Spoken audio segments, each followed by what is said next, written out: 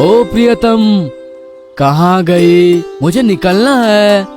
कहाँ जाऊंगी? और मेरे लिए तो 7 मंजिल की घर बना गए हैं, वहीं पे हूँ।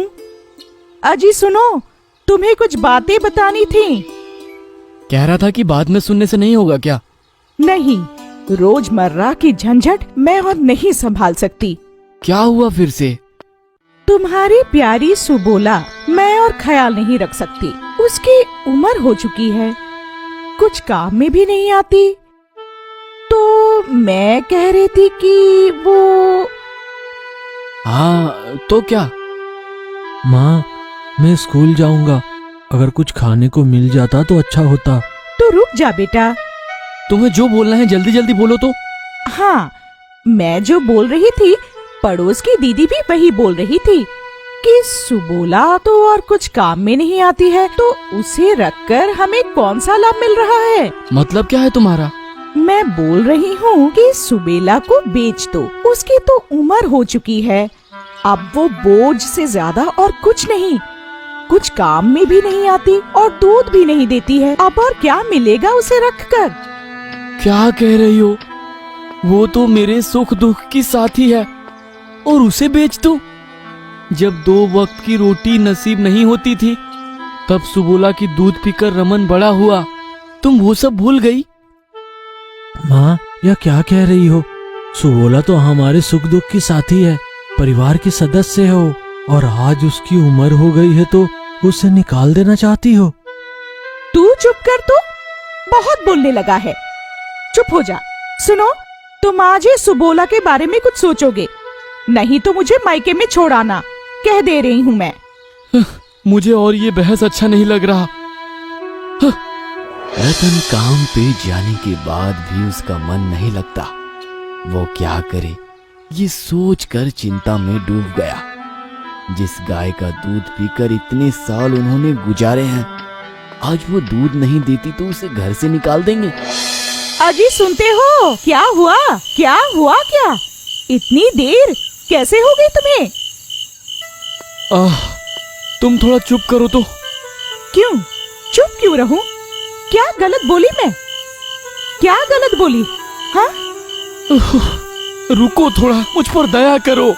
अभी मैं काम से लौटा हूँ, अभी तुम्हें इस बारे में बात करनी है। बहुत आए काम करने वाले। हाँ, और मैं तो घर पे महारानियों जैसे बैठी थी ना। काश 2 पैसे ज्यादा आते। क्या गलत बोली मैं? मैंने सिर्फ कहा कि गाय को बेच दो। खुद के खाने के लाले पड़े हैं, ऊपर से घर पे एक बेकार जीव को पाल के रखे हैं। चलो मान लेती अगर किसी काम में आती ये झंझट। छी बिमला, इंसान इतना स्वार्थी हो सकता है? अगर मैं तुम्हें ना देखता तो सच में समझ ना पाता। तुम रुको तो। तुम और क्या जानते हो कि मैं किस प्रकार इस घर को चला रही हूँ? तुम खेती करके जो पैसे लाते हो, उससे सिर्फ चावल और नमक ही मिलेगा। तुम कैसे समझोगे? तुम्हें तो ये घर संभालना नहीं पड़ रहा। तुम कभी समझे हो? नहीं, मुझे कुछ भी समझ में नहीं आ रहा। सुबह शाम ये झिकझिक मुझे अच्छी नहीं लगती। पिताजी, तो क्या आप सुबोला को बेच देंगे? पता नहीं बेटा, तेरी माँ भी तो गलत नहीं बोलती। सच में हमारी हालात भी तो ऐसी नहीं है कि हम एक और प्राणी का बोझ उठा सके। बोझ? लेकिन पिताजी, आप तो कहते थे सुबोला हमारे परिवार की सदस्य है। मुझे कुछ समझ नहीं आ रहा बेटा।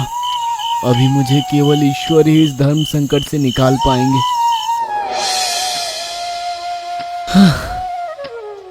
हे भगवान, तुम ही मुझे रास्ता दिखाओ।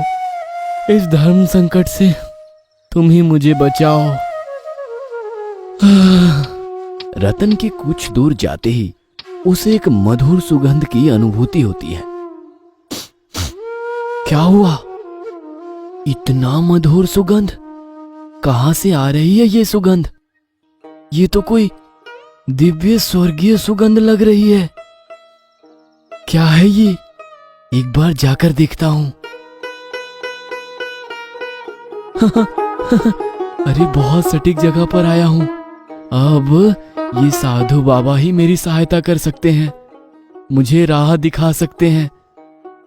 मैं इनके ध्यान खुलने तक का इंतजार करता हूं। अलख निरंजन, अलख निरंजन, अलख निरंजन। क्या हुआ बच्चा, क्या कष्ट है तुम्हें? बहुत चिंतित प्रतीत होते हो। बाबा, आप तो अंतर्यामी हो, आपको तो सब पता है। घर पे पत्नी से झगड़ा हो रहा है, वो भी एक मासूम प्राणी को लेकर। क्या करूं, आप ही कुछ रास्ता दिखाइए बाबा। इतनी चिंता मत करो। अलख निरंजन, अलख निरंजन, तेरी सारी परेशानियां आज से दूर हो जाएंगी। तू निश्चिंत होकर घर जा। वो गाय आज से तुम्हें सुनहरा दूध देगी, जिससे तेरे परिवार की सब समस्या का समाधान होगा।